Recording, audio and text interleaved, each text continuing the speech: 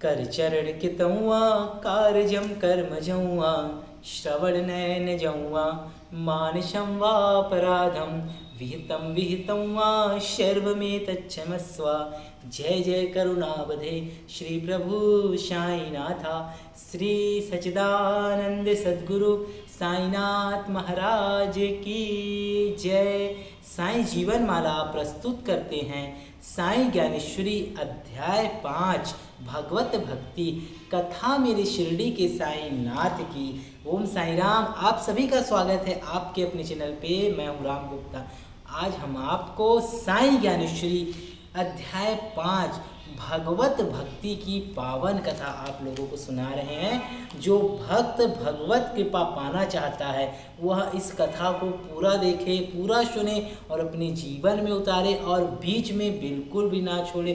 जिस प्रकार भागवत की कथा हम सुनते हैं उसी कथाओं को मिलाकर बनाया गया साईं ज्ञानेश्वरी पतित और पावन है। और जो भक्त इसका पाठ श्रवण करता है और अपने घर पे साईं ज्ञानेश्वरी का पाठ करता है, बाबा की अपार कृपा उस भक्त पर होती है। चूँकि हम बाबा को ये महाग्रंथ संसार में फैली इस महामारी को दूर करने के लिए शिरडी के साईनाथ महाराज को यह कथा बाबा की द्वारिका माई में सुना रहे हैं। बाबा आप सभी पे अपनी अपार कृपा करें। इन्हीं प्रार्थना को लेकर हम बाबा से यह कथा सुना रहे हैं और आप लोगों से आग्रह है कि आप सभी इस कथा को पूरा सुने, बीच में ना छोड़ें और अधिक से अधिक लोगों को इस कथा का प्रचार करें ताकि अधिक से अधिक लोग साईं भागवत प्राप्ति के कथा को सुनकर भागवत का पुण्य प्राप्त कर सकें।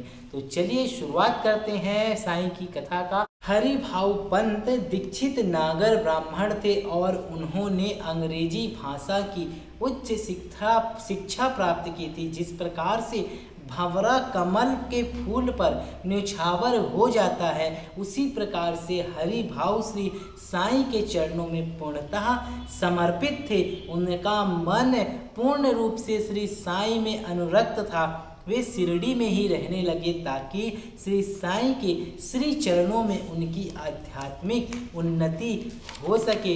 प्रातः काल का समय हरि भाव कथा और हरि भाव ईश्वर का ध्यान लगाए बैठे थे। तभी एक चमत्कार हुआ। उन्होंने ध्यान में विट्ठल की साक्षात छवि प्रकट हुई। उन्होंने देखा कि विट्ठल अपनी कमर पर दोनों हाथ रख खड़े हुए हैं और उनके गले में तुलसी की माला है। इस छवि को देखकर हरि भाव का मन आनंद विभोर हो गया। उन्होंने मन ही मन कहा कि यह श्री साईं की मुझ पर विशेष कृपा है जिसकी वजह से मेरी आध्यात्मिक उन्नति हुई है और मुझे विट्ठल के दर्शन हुए हैं, सौभाग्य प्राप्त हुआ है। बाबा मुझे विट्ठल के दर्शन का, हालांकि मैं इस योग्य नहीं था परंतु श्री साईं ने मुझे इस लायक बनाकर श्री हरि के दर्शन करवा दिए और इस अनमोल आध्यात्मिक लाभ के अलावा अब मेरी कोई भी अन्य मनोकामना नहीं है। दीक्षित आनंद मग्न थे। वे मस्जिद आए और उन्होंने श्री साईं के दर्शन किए। श्री साईं ने हरिपंत को कहा कि काका आज का दिन कितना अच्छा है, आज के दिन तुम धन्य हो गए। क्या विठोबा पाटिल खुद चलकर तुम्हारे पास नहीं आए? जो संतवाणी के पाटिल है वे संसार का कल्याण करने वाले हैं, यानी संतों के मन मंदिर में निवास करने वाले पाटिल ईश्वर संसार का उद्धार करते हैं। उस विठोबा पाटिल के गुणों का वर्णन करने में शब्द भी छोटे पड़ जाते हैं। श्री साईं के ऐसे वचन सुनकर हरि भाव ने अपने दोनों हाथ जोड़े और कहा, हे बाबा आपके कार्य ही अद्भुत एवं अनोखे हैं। आपकी लीला को कोई नहीं जान सकता। आपकी लीलाओं का तो सिर्फ आप ही जान सकते हैं। हे श्री साईं हम आपके बच्चे हैं, आप हमारी माँ हैं। एक बच्चे के लिए अच्छा क्या है और अच्छा क्या नहीं है इसे सिर्फ माँ का हृदय ही जानता है। हमारे हित में क्या है, हमारे लिए कल्याणकारी क्या है, इसे केवल आप ही जानते हैं हे श्री साईं, मैं आपका एक अबोध बालक हूँ।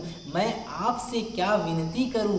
मैं तो अपना विश्वास आपके श्री चरणों में रख चुका हूँ। अब चरण शरण आए बालक का उद्धार करना आपके ही हाथ में है। आगे हरि भाव श्री साईं से कहते हैं कि हे साईं, विठोबा ने मुझे साक्षात दर्शन जरूर दिए, किंतु ऐसा खेल आपने ही तो खेला, ऐसा संभव करने वाले तो आप ही हैं। हम कठपुतली का नृत्य देखकर कठपुतली की प्रशंसा करते हैं, परंतु कठपुतली को नचाने वाला जो सूत्रधार है वही प्रमुख होता है। अतः हमें कठपुतली के सूत्रधार की प्रशंसा करनी चाहिए। हे श्री साईं, आप एक कुशल सूत्रधार हैं और आप ही एक पूर्ण समर्थ बाजीगर हैं। आप जैसा चाहते हैं वैसा ईश्वर से कार्य करवा लेते हैं। ईश्वर आपके हाथ का खिलौना है। आपकी जैसी इच्छा होती है उसी के अनुरूप ईश्वर को कार्य करना पड़ता है।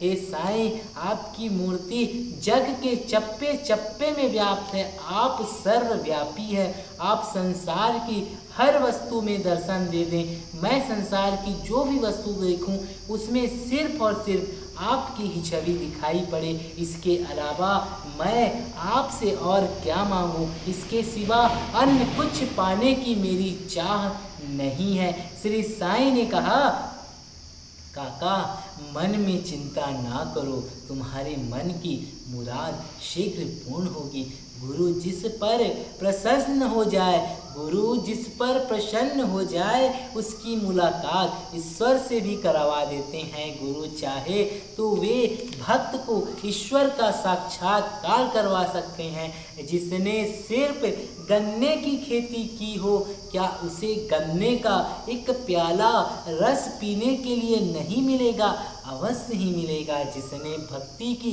फसल उगाई हो उसे भला भक्ति का मीठा फल कैसे नहीं मिल सकता? अवश्य ही मिलेगा।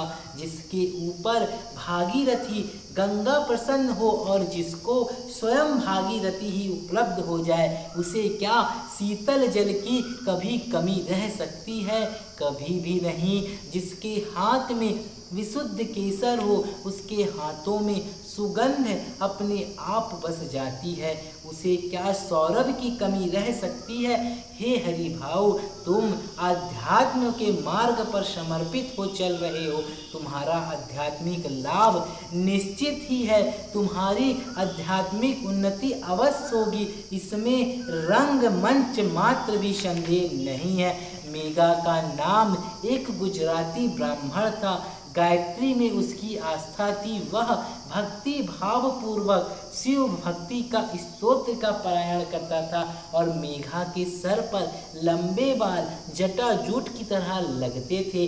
वह लंबे कद का था और उसका शरीर बलिष्ठ था। वह हर हर महादेव का निरंतर जप किया करता था। मेघा प्रतिदिन बालक के समान बाबा की सेवा करता था और प्रातः काल नियमित रूप से शीतल जल से स्नान कराता था साईनाथ महाराज को।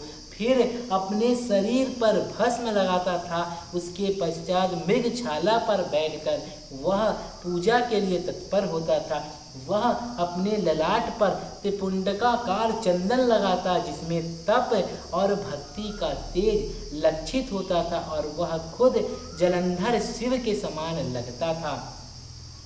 मेघा प्रतिदिन बाबा की द्वारकामाई में जाता था। वह 2 से 3 बार श्री साईं के दर्शन करता था और कहता था कि वह जब श्री साईं के दर्शन करता है तो श्री साईं उसे व्योमकेश के रूप में दिखाई पड़ते हैं। और मेघा बिल्वपत्र चढ़ाकर श्री साईं का पूजन करता, उनके सम्मुख बैठकर ओम नमः शिवाय का जाप करता और आदर सहित श्री साईं के चरणों में अपना मस्तक झुकाता।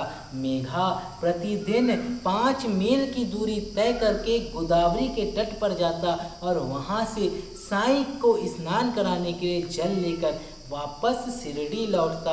लोगों के पूछने पर मेघा कहता कि श्री साईं त्र्यंबकेश्वर शिव है, उनको स्नान कराने के लिए गोदावरी का पवित्र जल ही सर्वथा उपयुक्त है। अन्य कोई जल श्री साईं को स्नान कराने के योग्य नहीं है। मेघा की असीम भक्ति भावना को देखकर कृपा मूर्ति श्री साईं उस पर प्रसन्न हुए। उन्होंने मेघा से कहा, यह लो, मैं तुम्हें आशीर्वाद के साथ यह शिवलिंग दे रहा हूँ। तुम इसे हृदय से शिव की पूज्य आराध्य एवं परमेश्वर माना है। अब तुम इस शिवलिंग की नित्य पूजा करना। श्री साईं ज्ञानेश्वरी अध्याय 5 की यह पावन कथा अभी जारी है। अगले वीडियो पे इसे आप पूरा देखिएगा और अधिक से अधिक लोगों में बाबा के इस महाग्रंथ श्री साईं ज्ञानेश्वरी का आप लोग प्रचार प्रसार करें, ताकि सभी भक्त बाबा के इस महाग्रंथ को पढ़कर अपने जीवन में आ रहे कष्टों को दूर कर सके। जो भक्त इसका साप्ताहिक पारायण करेगा और जो भक्त इसे प्रतिदिन पढ़ेगा, शिरडी के साईं की ऐसी कृपा प्राप्त होगी कि वह कभी अकाल मृत्यु नहीं मरेगा और उसके जीवन में साईं की अपार कृपा बनी रहेगी। तो आप सभी बने रहें साईं जीवन वाला के साथ। तब तक के लिए ओम साईं राम।